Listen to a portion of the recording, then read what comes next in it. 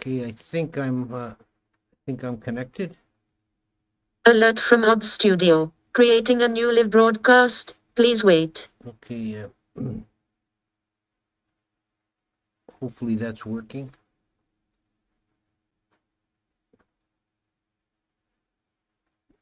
Software is acting a little buggy today.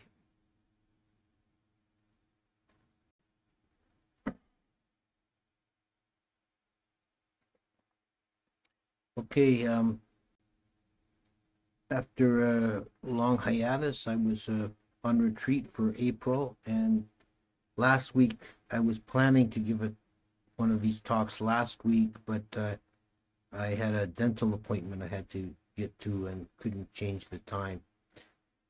So that's that. We're starting again, and what I'd like to do for the next few weeks is talk about the jhanas. I want to go through the um, sutta references to talk about the jhanas and uh, discuss some of the details. So today's session, I think, will just be kind of a general overview. One thing that you'll notice about the jhanas when you start looking into them is that there seems to be a great deal of different approaches, different theories regarding the jhanas out there. Um, it's one area of Buddhist practice and doctrine that I found to have the most sort of disagreements. Oh, here's my new buddy here.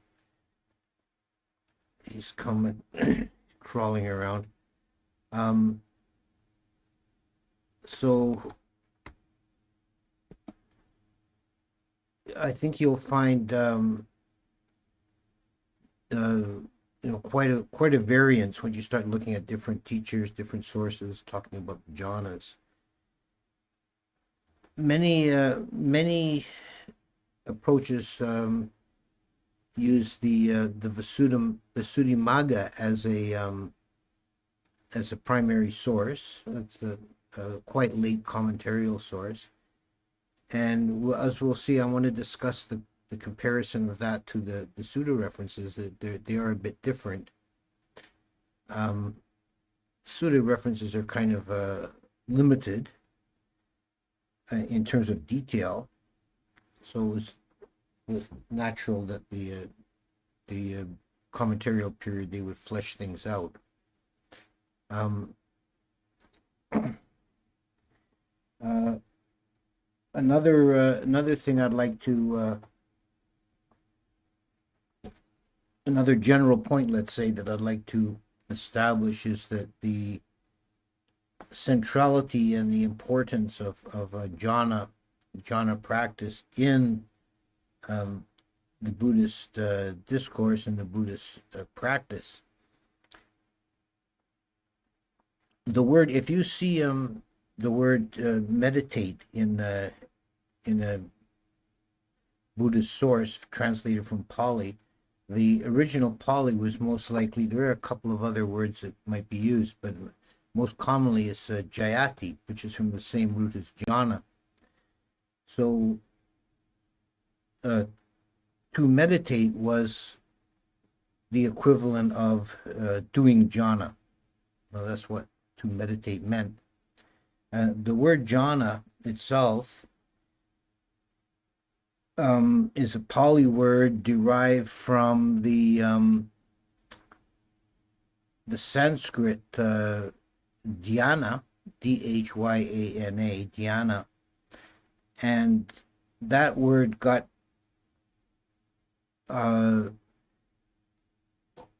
transformed into Chinese and Japanese as Chan and Zen. So Chan and Zen are the words derive from dhyana or jhana. So it has a central connection to the whole idea of meditation. In fact, it is, you might say, to meditate is to do jhana. So that leads on to a third point. I'd like to kind of demystify the concept of jhana. Many people approach it as some kind of very esoteric, exotic state of being. This is not helped by some older translations that translate jhana as trance. You know?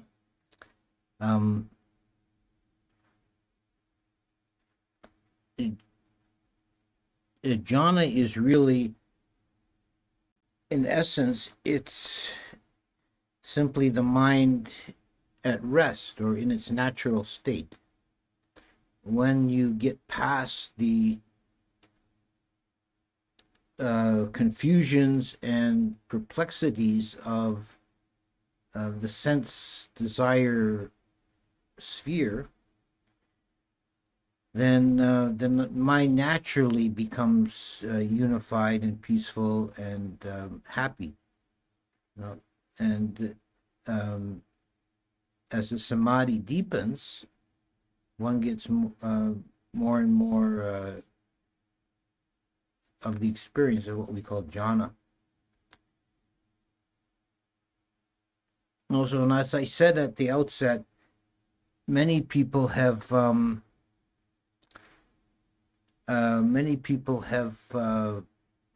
different opinions on the jhana, and I'd like to state my approach, which you can take or leave, but this is what I find the most useful way of looking at it, is not to be too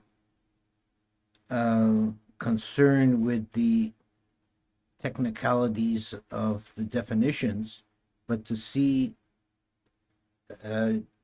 the passage through the jhanas as not so much discrete, clearly definable states, but as a continuum of a deeper and deeper samadhi.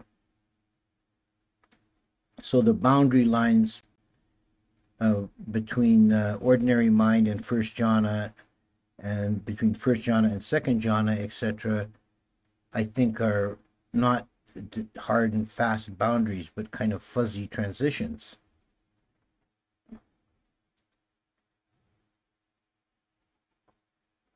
And I believe this is where a lot of the disagreement comes into in different sources, because different people just define different states along the way as being this or that particular jhana.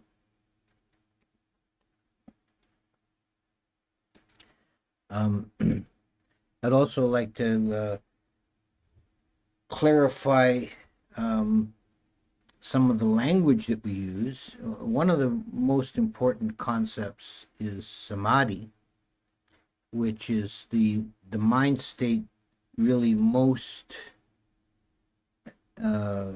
conducive to the experience of jhana. And jhana can be defined as a perfection of samadhi or a deepening of samadhi. Samadhi is usually translated concentration.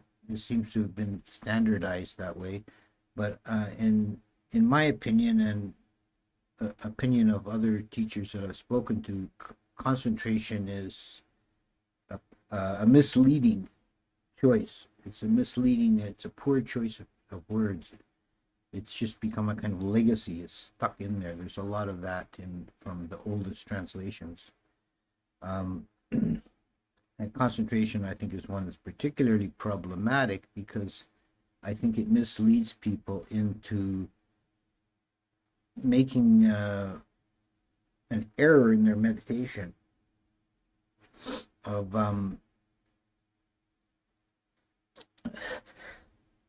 excuse me, making an error in their meditation of pushing the mind too hard.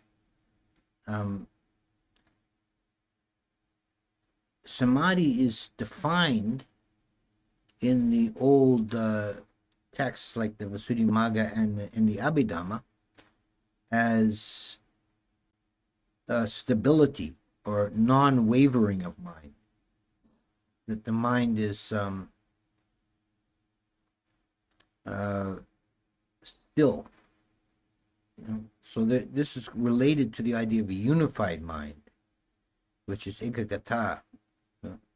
The mind is not moving from object to object, but it's not narrowed onto the object. It's not forced. The mind in jhana is vast and expansive, and we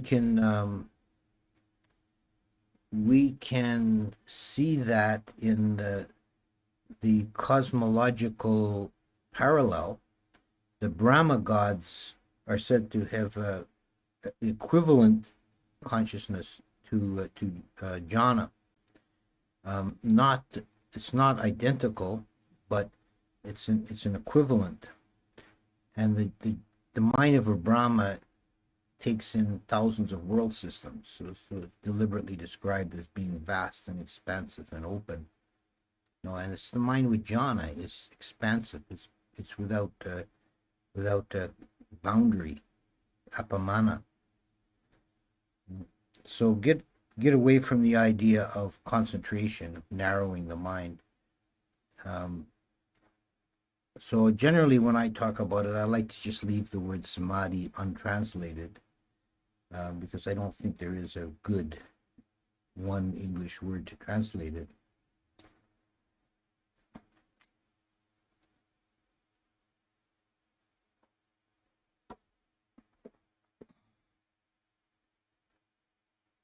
So we have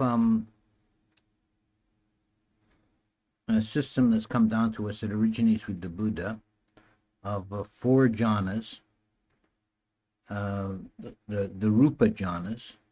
That's what we mostly talk about. And then there's 4 additional arupa jhanas, so the jhanas of form and the jhanas of formless. And we can talk about this in the coming weeks. We can talk about the definitions of the particular jhanas, and what distinguishes one from the other, what constitutes jhana and ordinary mind.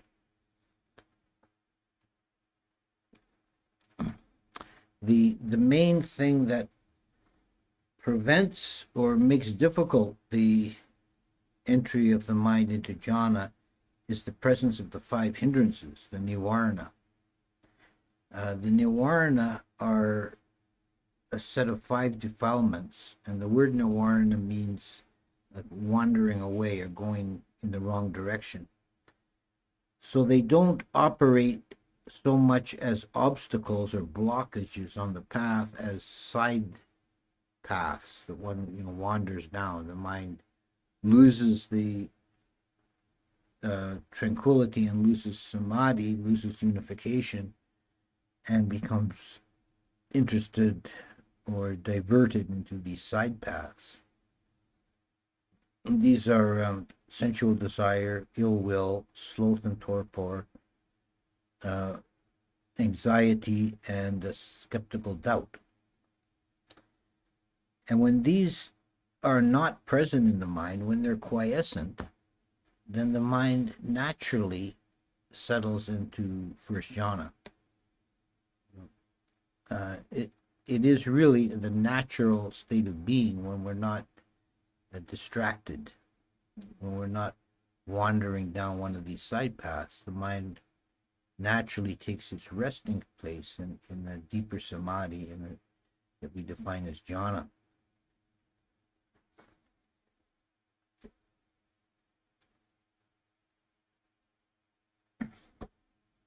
It's also to be seen that the passage from ordinary mind to jhana, and then progressively through the 4 jhanas, and then also could extend it to the 4 rupa jhanas. Each step along the way is a simplification and a purification.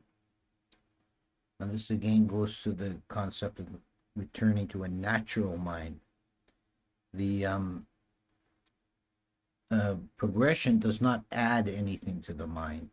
It's not some special new attainment that's added to the mind. It's peeling off the layers of confusion caused by the diversion by the nivarnas, and allowing the mind to settle into a more natural state. You know, it's like coming home. And again, there's a cosmological parallel to this concept in the Aganya Sutta, the Sutta of the Origins, which is the origin or creation myth that we find in Theravada Buddhism. That at the beginning of a new world cycle, the world comes into being from the top down. So the Brahma gods appeared before the Devas, and they appeared before the humans. And what happens is that in the early stage of the earth, when the earth is just being formed and it's covered in ocean, and the sky is dark, covered in dark clouds, which is an interesting detail because we can find analogies to the early geological history in our current understanding. But be that as it may, at that stage, Abhasara Brahmas, that is the Brahmas who have an equivalency to second jhana, they descend to the earth, and by entangling themselves in material form, by tasting the foam on the ocean, they become human beings through various stages of devolution. Now, the point I'm getting at, this is kind of a long digression, but the point here is that mythologically, we are fallen Brahma gods. Human beings are fallen Brahma gods. So getting into jhana is like remembering what we once were. The mind is returning to its more primordial, more natural state.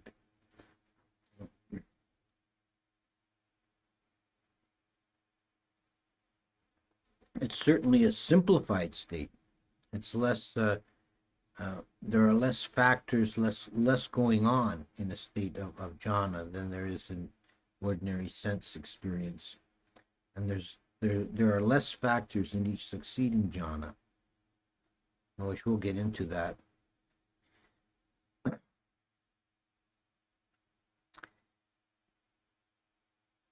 So that's pretty much all the points I wanted to make for today's introduction.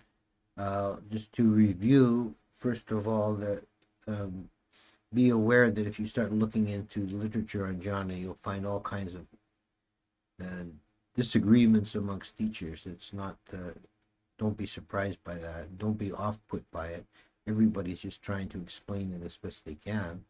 It doesn't really mean one's right and one's wrong. The other point I want to make is that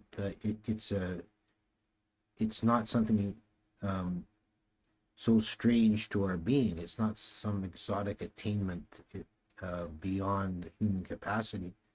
It's a natural state of the human mind. And every reasonably well-balanced, sane person is capable of experiencing jhana. And an important point to bear in mind, I think maybe the most important point as we go into discussion of details, is that the whole progression is one of simplification and purification. It's not adding anything to the mind. Okay, so I'll leave it there, and as usual, we'll go to the chat and see what's what here. Yeah, it's a new cat. I haven't really settled 100% on a name for him yet. We just picked him up at the shelter last week. Is it possible to live in jhana permanently without knowing one is living in a jhana state? No. No, it wouldn't be. It wouldn't be possible. Uh, um, you're not able to really be active in jhana.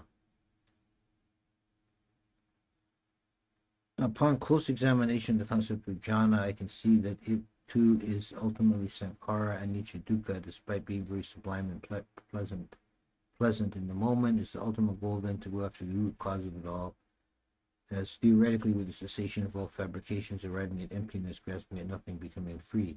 Yes, jhana is not liberation, but it's the Buddha said it has the taste of liberation, and it's a very useful precursor. It moves the mind towards liberation. It's like you're peeling off a whole layer of samkhara and experiencing a more simple mind, having less to deal with. And the optimum moment for doing insight and for realizing that the nature of reality is immediately after emergence from jhana. And when we see the Buddha talk about paths to liberation, the one that he talks about most frequently, he talks about different variations here and there, but the one he mentions the most frequently is going through first, second, third, and fourth jhana, and then applying insight. Next question. If I posit that samadhi runs on the spectrum, low quiet to the jhana states, can samadhi be found in insight, hindrances stilled, or is samadhi only found when entering jhana, unifying the mind? No, samadhi is also required for insight, but the type of samadhi, let's say, is different. Some with insight, one is not, the mind is not still as such. It's being aware of different objects and penetrating their nature. When one is resting on a single object, that's not really possible. So Mahasi Sayadaw, for example, the great Burmese Vipassana master, he talks about the state of mind when doing Vipassana as a momentary samadhi. The mind has the same kind of level of samadhi, but just for a moment on each object as it arises. In light of the emphasis placed on samadhi by the Buddha and the Thai forest tradition, why do you suppose Longpa Sumedho seems to go out of his way to de-emphasize deep samadhi states? I'm not really aware that he's done that, but it maybe just reinforces my initial point that people have different takes on it. And it may be that he's I'm just speculating because I'm not aware of his particular teaching in that regard, but it may be that he's wanting people not to get discouraged if they can't if they find it difficult to and not to be discouraged and to give up on their meditation. Next one, Rupa being is defined as states of pure mind, but we know mind is an emergent phenomena of highly complex interplay of matter and energy, conditioned by cause and space. Now, you're making a big assumption there. You're making a materialist assumption. Mind is mind. In our human state, it's intermixed with physicality and the energetic aspects of the body, but it's not necessarily a cause of it. And it's certainly not the assumption in Buddhism is not that the mind is a result of a complex as you say, a complex interplay of matter and energy. Mind is mind and matter is matter. They're two separate categories in the Abhidhamma, and one is not the cause of the other. Is there biofeedback associated with jhana states? There is in at least in first and second jhana for sure. Uh, this is the factor of piti, which is translated often as rapture, and that has a definite bodily correlate. One feels energetic movement in the body. It's a very purifying kind of state of mind. I think that um, if it's not the same, I think it's related to concepts in other traditions like chi or even kundalini. Is there a distinction between piti and sensual pleasure? Isn't piti felt in the body? Um, it is, but it's not. It's not classed as a sensual pleasure, although I may suppose by one definition it could be. Um, the Buddha says that the happiness experienced in deep meditation is the blameless pleasure separate from the senses. It's mind generated. It's generated by the mind, even if it is experienced somewhat in the body. It is primarily a mental factor, but it has this side effect or correlate in the body. Is walking meditation too much for jhana? No, it's not as easy to get into jhana for sure. But according to the sources, it is possible. Could jhana be described as relaxed awareness? I think that that's not a bad expression, but it may be inadequate to really catch all the nuances of it. But basically it is, yes, it is a relaxed awareness. I feel that first and fourth jhana are gradually increased collectedness of the mind on the object of meditation. Is that correct, John? Yeah, I think you could say that. The mind becomes more unified, more settled. If bedridden, can we still go into jhana? Yes. Maybe somewhat more difficult to avoid sleepiness, but it's possible for sure. Can jhana happen without object of meditation? That's actually a good question. I think jhana-like experiences can happen outside of formal meditation. If people are focused on a task, they can sometimes, the mind can go into a very unified sort of state. Then it's not quite jhana. This is again the whole issue of definition, but it has many of the aspects of jhana. Someone's doing particularly kind of very fine, detailed work that requires great concentration, or even I think also in some more physical activities, like some kind of even sport that requires skilled concentration.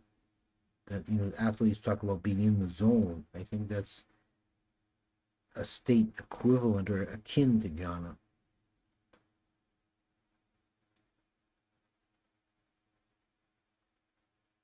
Is jhana necessary for entry into udang soto akinatagami? I'm not sure what that is.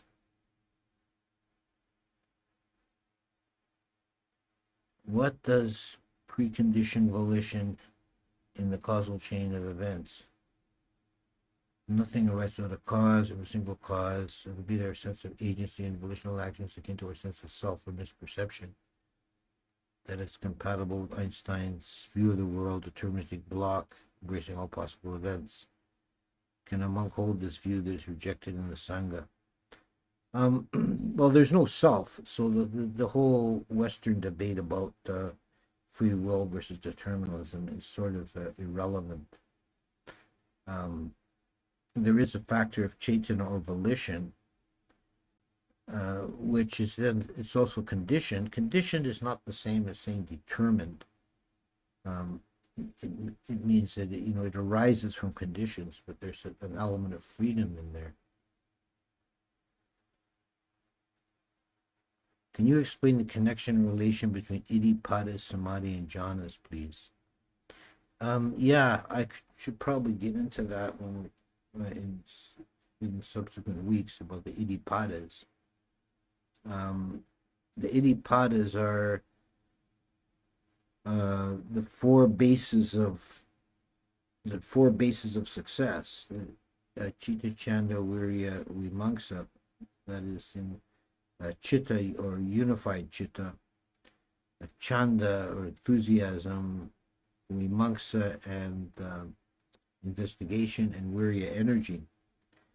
And for success in any endeavor, they're required. And there's actually a text that talks about them being necessary for jhana, and that one of the four will be between individuals. One of the four will be strongest and will be the principal factor of allowing jhana to occur.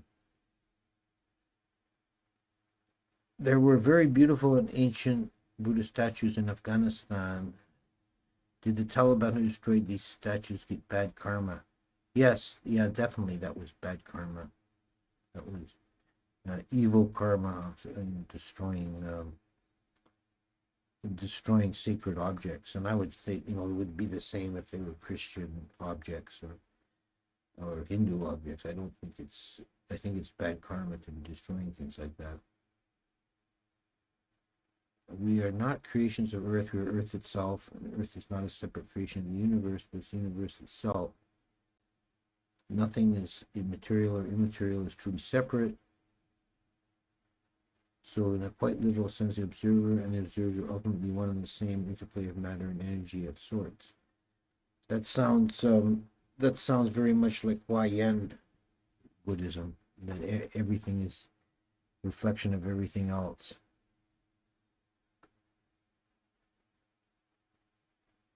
Okay, here's a reference for Akanita Gamini.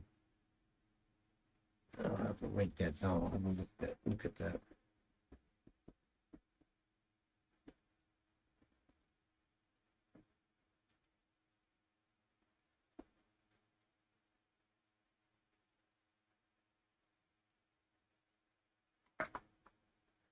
Okay. Regarding previous questions, asking if the freedom of volition might not be illusion itself. It's an illusion in only insofar as everything else is like everything else. It's not self. It's dukkha, anicca, and it's subject to causation. It's subject to dependent origination, so it's not independently arisen. But I think it's a complete fallacy to fall into the idea of determinism.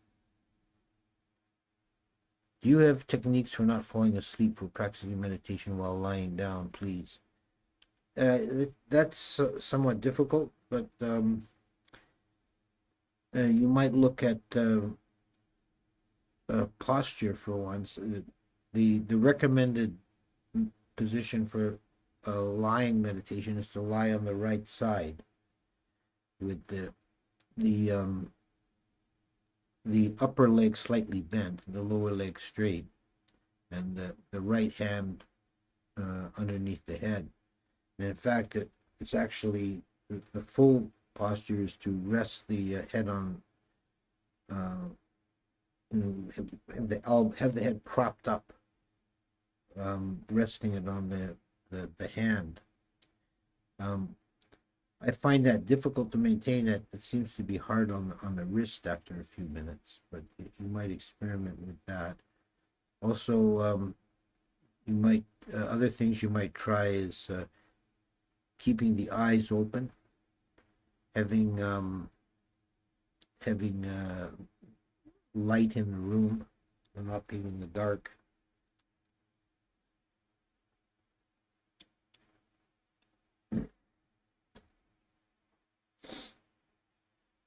And if you find yourself falling asleep, then to energize the body in some way, shift the posture a bit.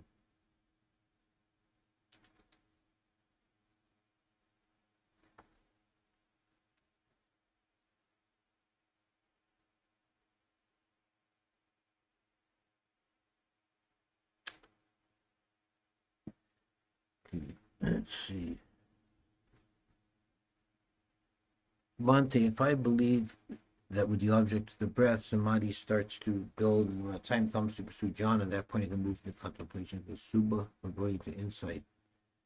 Yeah, you could. That would be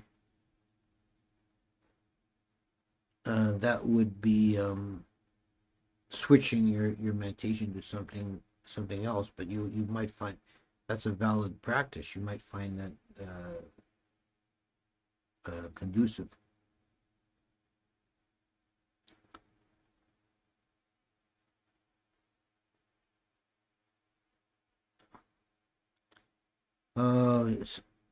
Abstract mind, may I please receive your logic behind why it would be a fallacy? And what I think you're referring to is a determinism. If determinism were true, there would be no liberation. There'd be no point in anything. The Buddha very definitely rejected the determinist view. There were philosophers in his time who held it.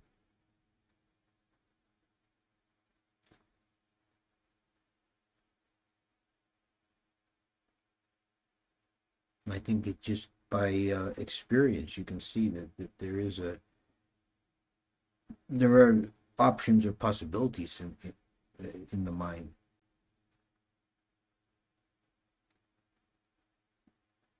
The Buddha taught husband and wife can be reborn again as a couple. Can a man and a woman who both achieve stream entry continue to feel romantic love?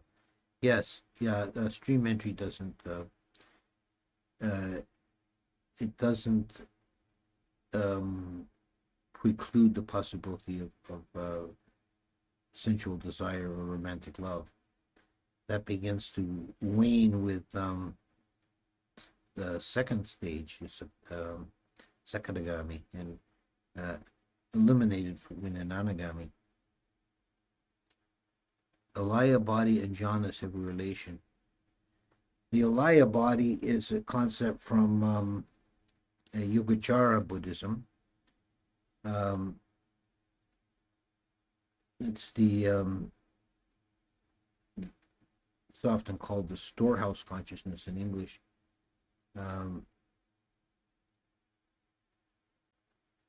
I'm not sure because I'm not well studied in that school, so I don't know how they relate it to jhana.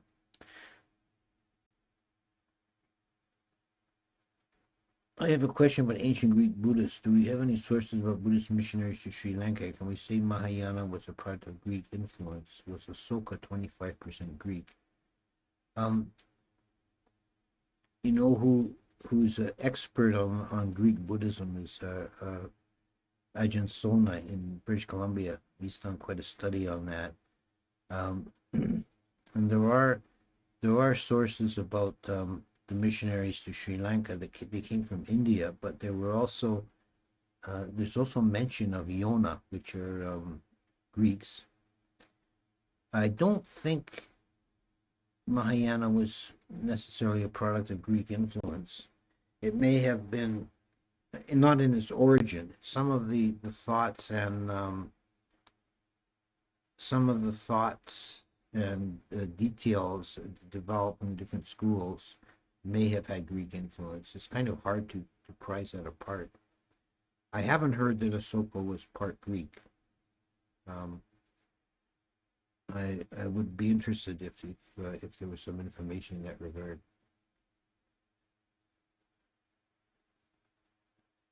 I'm not trying to westernize Buddhism. I just want to know Buddhist history. Sorry for changing the topic. That's okay.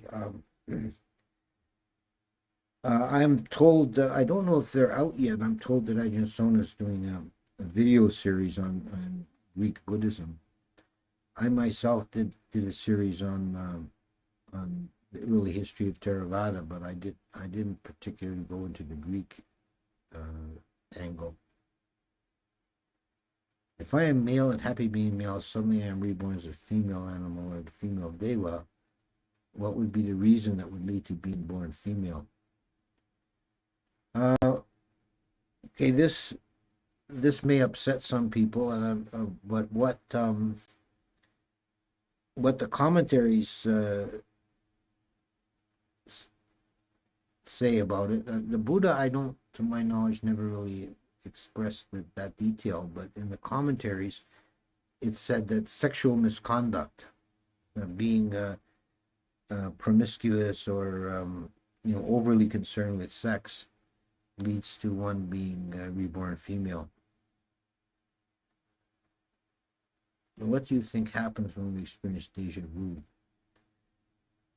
I think in many cases it's a past life memory. There's some situation that brings to mind experiences of a past life, and you have a strong feeling, oh, I've seen this before, I've done this before, because you have, but you don't, not in this lifetime.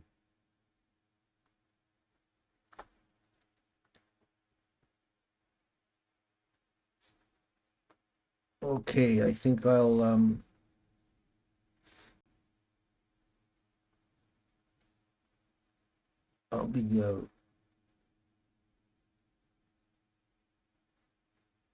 be signing out soon. Let's just use one more here to follow up. The female reborn is not suddenly, is because the male have a lot of attachment for sensuality in all senses. Okay.